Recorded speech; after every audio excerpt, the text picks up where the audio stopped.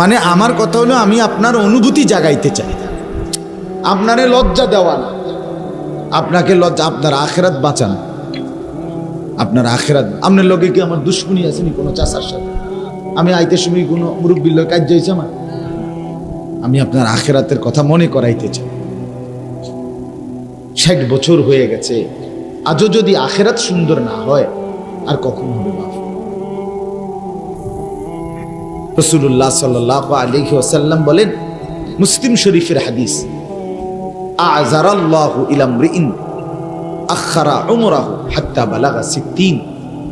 স্পষ্ট বিশুদ্ধ হাদিস। নবী সাল্লাল্লাহু আলাইহি ওয়াসাল্লাম বলেন, আল্লাহ তাআলা যাকে বয়স দীর্ঘ বানিয়ে লম্বা করে 60 পর্যন্ত পৌঁছিয়েছেন। 60 মানে 60। সরাসরি নবী বলেন, কিয়ামতের দিন এই বুড়া মিয়া যদি নেক আমল করে দুনিয়া সাজায়, আখেরাত সুন্দর করতে না পারে, আল্লাহর কসম রাসূল বলে হাসরের ময়দানে দাঁড়াইয়া 1 সেকেন্ড এই বুড়া মিয়ারে আল্লাহর সামনে কোনো কথা বলার সুযোগ দেয়া হবে না, বরং দাঁড় করাই ফিরে আসবে। একেবারে কসম আল্লাহ, মানে শুধু দাঁড় করাই ফিরে আসবে।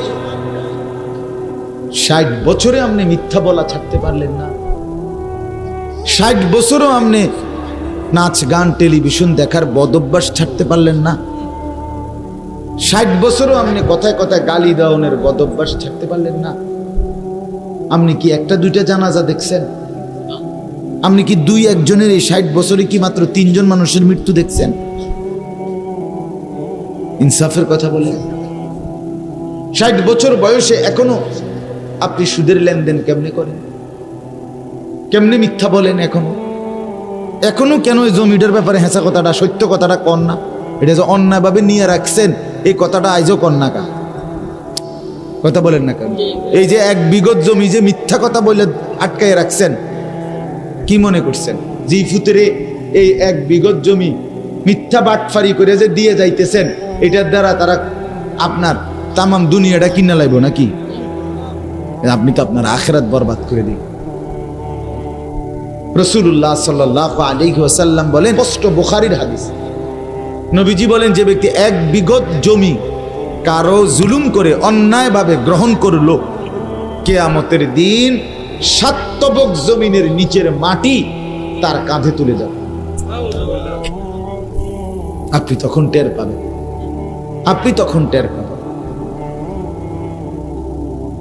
এই জন্য চাচারা, সময় একদম আপনাদের কম।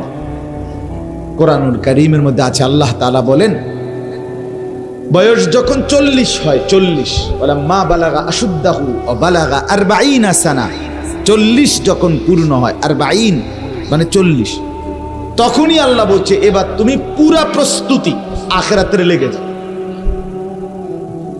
40-এর পরে দুনিয়া নিয়া আর মোটেই ব্যস্ত হইও না, পুরা দিল দিমাগ আখিরাত মুখী বানায় আল্লাহ পাক। 5টা দোয়া শিখাইছে আল্লাহ। 40-এর পরে একজন মুমিনের 5টা দোয়া। কয়টা দোয়া?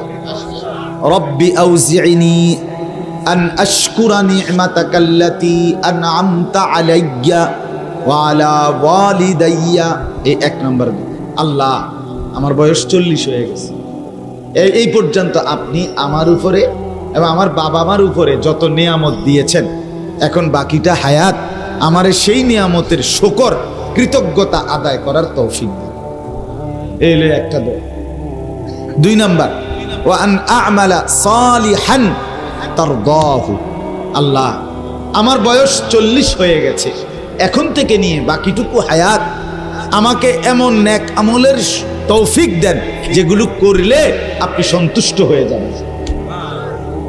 ওটা হলো 2। 3, ওয়া আসলিহ লি ফি যুররিয়াতি। আল্লাহ, এই পর্যন্ত আপনি আমাকে যে কয়জন সন্তান দান করছেন, এই সন্তানগুলোরে নেককার সংশোধন করে আল্লাহ ওয়ালা দিনদার বানায় দেন। 4 নাম্বার, ইন্নী তুবতু ইলাইকা। আল্লাহ, এই পর্যন্ত পিছনের হায়াতে আমার যত গুনাহ হয়েছে আমি তওবা করতেছি, মাফ করে দেন। 5 নাম্বার, ইন্নী মিনাল মুসলিমিন, আল্লাহ আমি ওয়াদা দিচ্ছি এখন থেকে বাকি হায়াত আমি আপনার অনুগত মুসলিম বান্দাদের একজন হয়েই থাকব। এই ছিল কত বছরের পরে? 70 বছর বড় অনবিরি কি ছোটখাটো ডাকাত? হ্যাঁ, আমনের যদি কষ্ট লাগে আপনি আর হুন্যের নাম আরো আছে, থাক অসুবিধা নাই, আমিও আর আইতাম না, সমস্যা নাই, আমি তান চিন্তা করি না। তো আপনারে কইয়া গেলাম একবার এসো। আপনি 60 বছরে কোন লজ্জায় চা দোকানে বসেন? আপনার শরম নাই? আপনারে খোদা শরম দিব কোন বছর? কথা বলেন না কেন? কোন বছর আপনি বেডি সাউন্ড বন্ধ করবেন? কয়শো বছর? 600 বছর পরে নি আপনি বুড়ো হইবেন নাকি?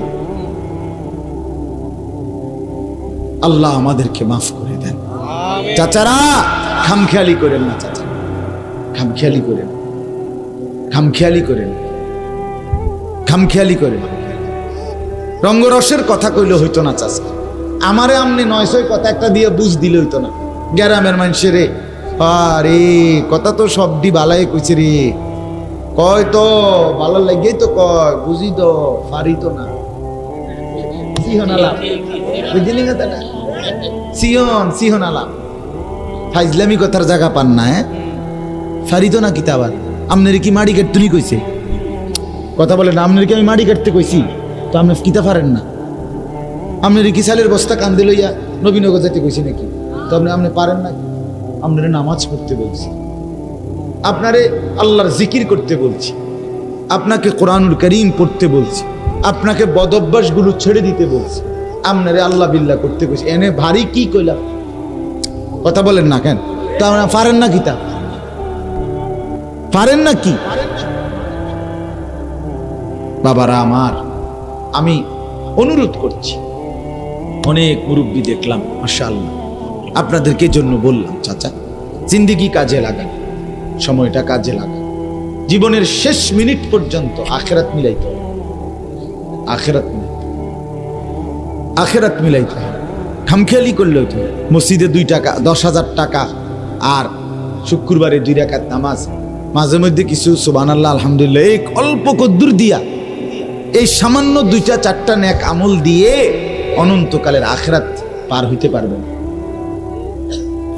তো আমি বলতেছিলাম বাপ, আমরা এটা বুঝা দরকার, খামখেয়ালি করলে হবে না। আপনাকে কোনো ভারী কাজের কথা বলা হয় না, আপনাকে বলছে গালি দেওয়াটা ছেড়ে দিতে, এর মধ্যে কঠিন কি? আপনাকে বলছি বিড়ি খাওয়াটা ছেড়ে দিতেন, এখানে ভারী কি? মানুষ ডাক্তার বললে মিষ্টি খানা ছেড়ে দেয় না? আরে কথা কর না চাচা, ডাক্তার বললে গরুর গোশত খাওয়া ছেড়ে দেয় না? তো কত মজাদার জীবন ভোর খাইতো মিষ্টি, সেই মানুষটাও তো ছেড়ে দেয়, সেই মানুষটাও তো গরুর গোশত খাওয়া ছেড়ে দেয়, চিংড়ি মাছ খাওয়া ছেড়ে দেয়, কত কিছু ছেড়ে দেয়। আজকে আমার ছোট ভাই, সে ডাক্তার বলছে তাকে গরুর গোশত খাইতে না। আমি দেখলাম যে মানে আমার সাথে খাইতেছে দুপুরবেলা, তো সে গোশত দিয়ে লাইছে তার পাশে, খেয়াল করে না, বুঝছি লাভ দিয়ে উঠছে, মনে যেন সাপ পড়ছে তার, মানে না না না আমার নিষেধ নিষেধ নিষেধ, গরুর গোশত নিষেধ। কি রে ভাই, দুনিয়ার একজন ডাক্তার যদি বলার পরে এইভাবে লাভ দিয়ে উঠতে পারে, আখিরাতের ভয়ে, কবরের ভয়ে, জাহান্নামের ভয়ে, আগুনের ভয়ে এরকম লাভ দিয়ে উঠা যায় না? কথা বলেন, আপনি আর কত হাজার বার আপনারে কইলে আপনি ছাড়বেন বিড়িখানাটা? কত লক্ষবার বললে আপনি টেলিভিশন সাউন্ড বন্ধ করবেন? আপনার কি 1বার 2বার বলা হয়েছে? তো না, আমি প্রথম বললাম। তো আল্লাহর কোরআনের কথা, রসুলের হাদিসের কথা মসজিদে মসজিদে ইমাম সাহেবরা বছরের পর বছর বলতেছে না? এই তো কথা, নতুন কি কোনো কথা আছে? প্রধান বক্তা, বিশেষ বক্তা, এইগুলো তো ধোঁকা, এগুলো সব ধোঁকা শব্দ। মূলত সব আল্লাহর কথা বলে, সব ফেরিওয়ালা। আপনার এলাকার হুজুর যা বলে, সাঁদের দেশের থেকে হুজুর আসলো তাই বলে। আমি যেহেতু প্রধান বক্তা, কুমিল্লা ক্যান্টনমেন্ট থেকে আসছি, অতএব ওনারা যেহেতু এলাকার মকবুল ভাই, তারা হুজুর, তারা তাহলে ওনারা তো বলছে আপনার করে নামাজ 5 ওয়াক্ত, আমি যেহেতু প্রধান বক্তা হিসাবে আপনাদেরকে আমি দিলাম 6 ওয়াক্ত। বলেন সুবহানাল্লাহ। তো তাহলে নতুন কিছু আছে বলার? নতুন আমি কি বলতাম এখানে? না আমি না প্রধান বক্তা, তো আমি যদি মতো কথা এলাকার হুজুরের মতো কই, এটা কোনো কথা? এগুলো কোনো বিষয়, এগুলো কোনো কথা না। আমার বাপ পরিবর্তন চাই, পরিবর্তন চাই, পরিবর্তন চাই। আমি প্রত্যেক দিন এটা বলি, হুজুর বদলাইয়া লাভ নাই, জিন্দেগি বদলানো দরকার। আসরের পরে একজন, মাগরিবের পরে একজন, এশার পরে 2 জন, হুজুর তো বদলাইছে 5 জন। আমনে বদলাইছেন নি? আমনে এটা আরো কতজন হুজুর আনলে আমনে বিড়িখানা ছাড়বেন? আল্লাহ দোহাই আমনে আমারে কোন, আমি এতজন হুজুর গইন্না আনি আমনের কথা বলেন চাচা, বলেন মিয়া। আরো কত লক্ষবার বললে আপনি বুঝবেন?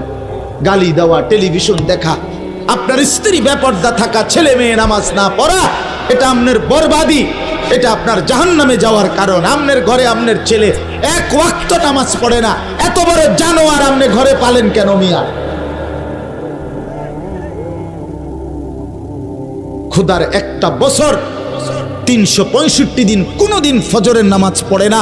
আপনার 18 বছরের ছেলেটা, 18 বছরের মেয়েটা এত বড় অসভ্য, জঙ্গলি, হাইওয়ান, জন্তু, জানোয়ার আপনার ঘরে কেমনে ঘুমায়? আপনি মুসলমান না? আপনি মরতেন না মিয়া? আপনি কবরে যাইতেন না? জিন্দিগি মানে ভাত তরকারি নাকি? তা জীবন মানে ফাঙ্গাস আর তেলাফিয়া, জিন্দিগি মানে ফুলকপি আর ফাতা কপি, দৈন্যতার কাঁচা মরিচ, ক্ষীরা আর টমাটো, এটার নাম জীবন? হ্যাঁ, বাদুকা খাইতে ভালো আছে নাকি? তা আস্তাগফিরুল্লাহ, আস্তাগফিরুল্লাহ।